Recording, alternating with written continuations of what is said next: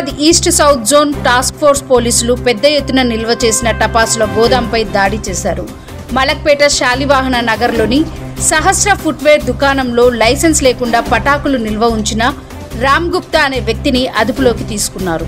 దాడిలో 42 కార్టన్ల పటాకులను స్వాధీనం చేసుకోగా వాటి విలువ సుమారు 8 లక్షల రూపాయలు. నివాస ప్రాంతంలో అక్రమంగా పటాకులు నిల్వ ఉంచడం ప్రమాదకరమని పోలీసులు హెచ్చరించారు.